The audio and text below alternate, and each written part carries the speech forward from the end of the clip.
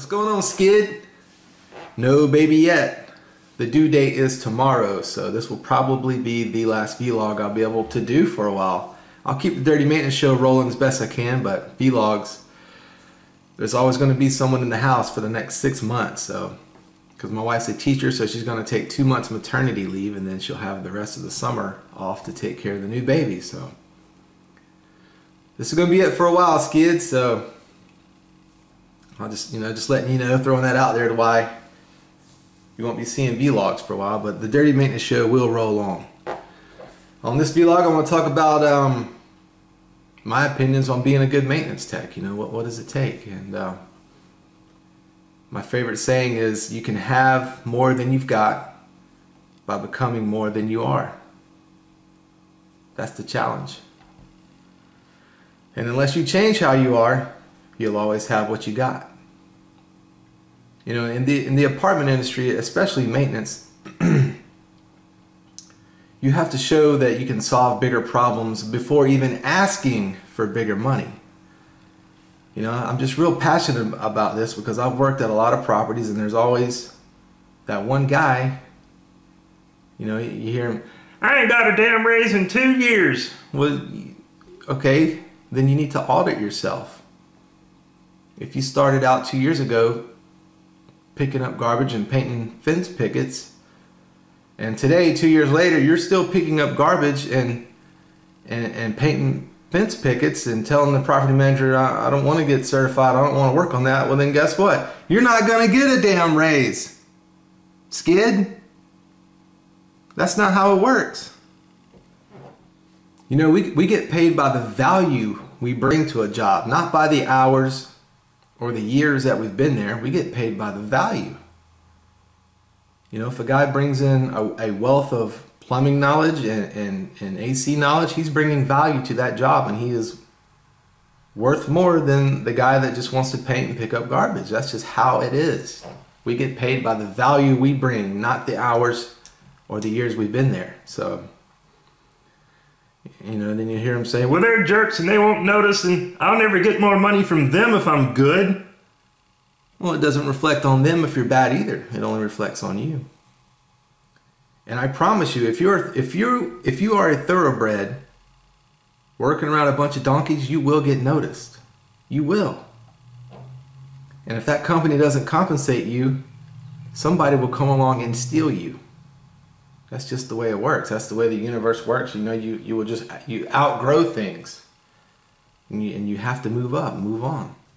You know, I've been at this for 12 years, and I'm still growing.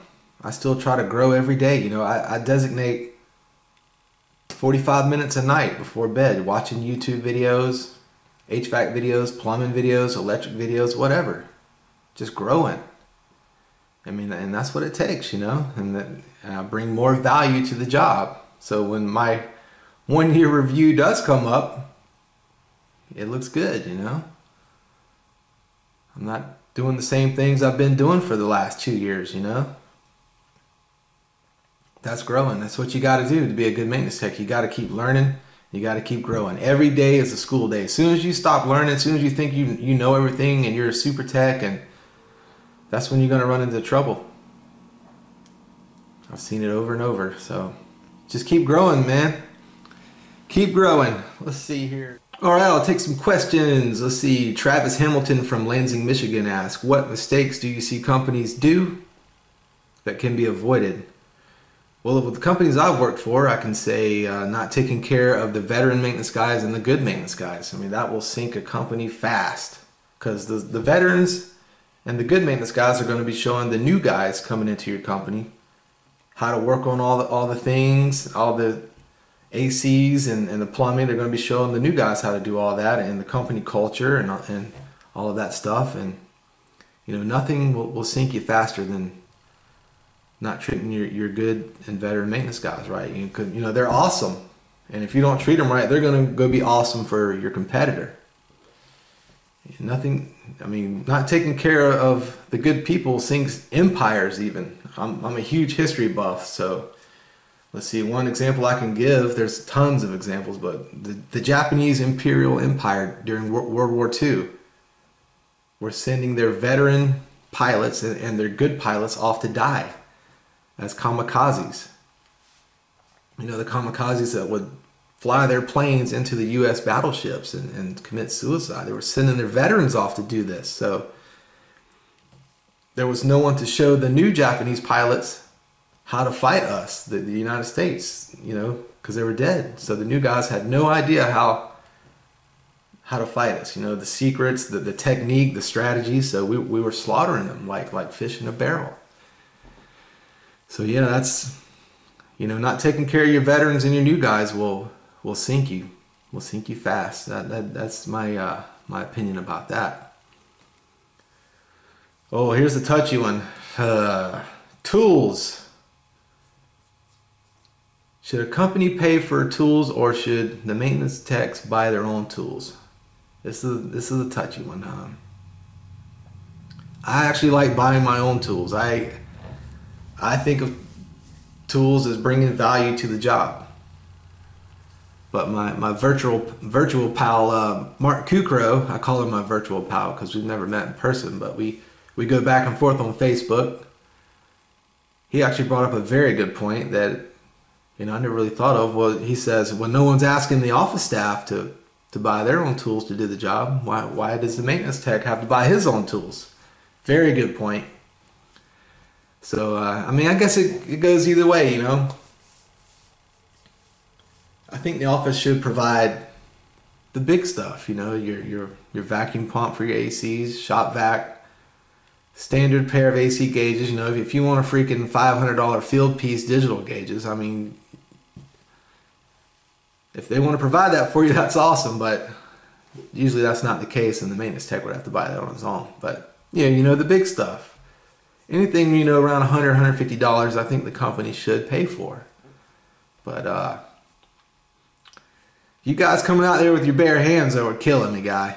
Come on, you couldn't run to Walmart and get you some Stanleys? Huh?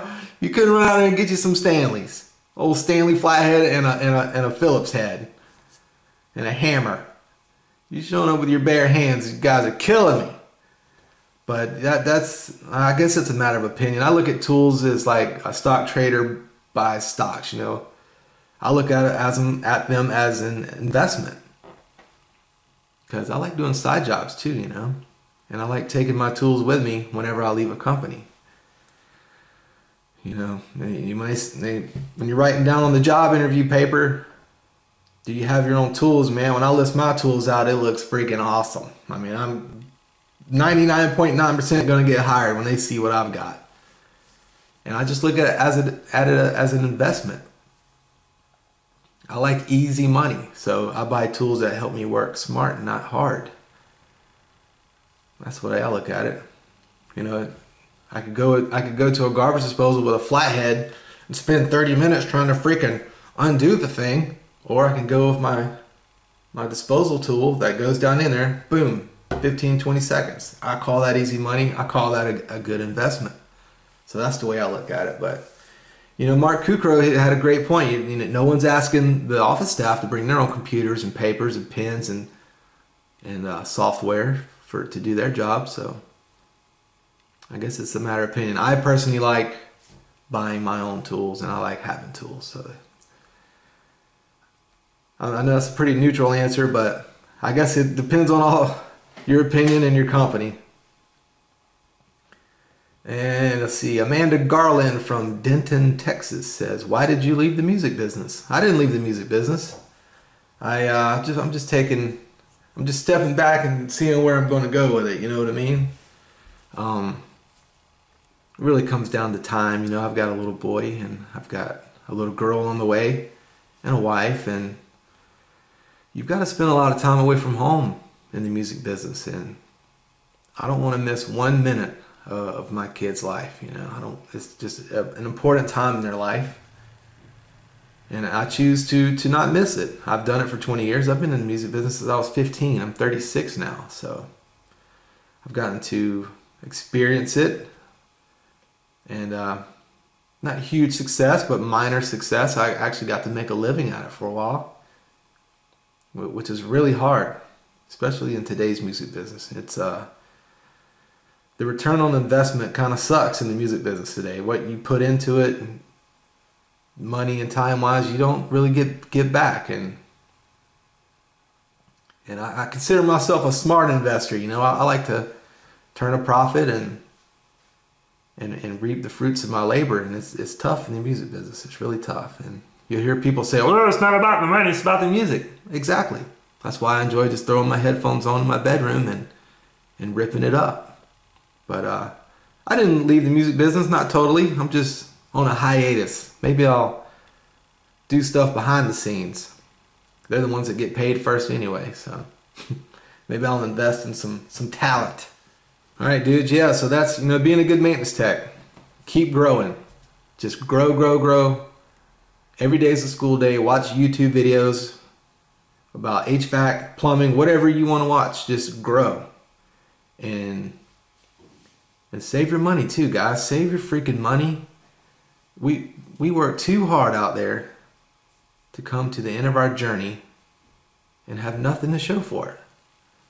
You know, and I spend 45 minutes watching YouTube videos, you know, just keeping my maintenance chops up, and then I'll go read a book about finance, you know, and saving money and stuff. And I tell you, it's nice to work somewhere because you want to be there, not because you have to be there. And you know, I don't say that to boast or brag, but hopefully light a fire under some asses. You know, come on, guys. We work too hard out there. Don't come to the end of your journey and have nothing to show for it. You know, and I'll give you some good books to read, you know. You start with this right here. Dave Ramsey. You can start with that one. And then you can move on to George Clayson's The Richest Man in Babylon. You want to write that one down. It's about normal guys with normal jobs being wealthy. Do you know that there are people with regular jobs, not Donald Trump or Bill Gates, regular jobs, hairdressers? I read one about a city worker, city maintenance worker. There are people with normal jobs that became millionaires by the time they were in their 50s. And they wrote down how they did it. And no one reads them. How do you explain that? Well, I just get tied up. I just ain't got the time. Yeah, but you got time to play an effing game on your phone or watch who's getting thrown off the island or the singing contest. You know? You can do it. Go out there and save some damn money and have something to show for it at the end of your journey. Oh, I just ain't got the money to save it. You know, oh, bull crap, with your 2 packs of smokes on the dashboard. Or your Starbucks latte and your biscuit, or your 12 pack and your $100 bill in your wallet for a night out on the town. Oh, that's just my one comfort in life. Well, you can suffer the pain of discipline, or you can suffer the pain of regret. Those are your 2 choices. And if you like your short-term pleasure, long-term pain lifestyle, then that's none of my business. But I'm telling you, once you get on a disciplined lifestyle and a plan, you'll love it. You'll get addicted. And now, Skid, now I can buy all the damn smokes and lattes I want to and be fine. If corporate came in tomorrow and said, "Hey guys, we're selling the company, you guys will no longer be working here tomorrow," I'd be fine for a while. Sit on a beach and drink coconut, you know, drink Ice House from a coconut fine? No. I'm not that fine, but I'll be fine for a while until I find something else to do. And again, I'm not saying this to boast or brag. I'm just saying this to light a fire under your ass, you know? Some of you. You don't have to be Donald Trump and Bill Gates to be wealthy. I mean, I'm just a regular old maintenance guy. And, oh, yeah, you probably did it in the music business. Okay, fair enough. Probably 15% of what I have is from the music business. 85% is from doing dirty maintenance out there, turning wrenches. It can be done. So yeah, you know, read a book.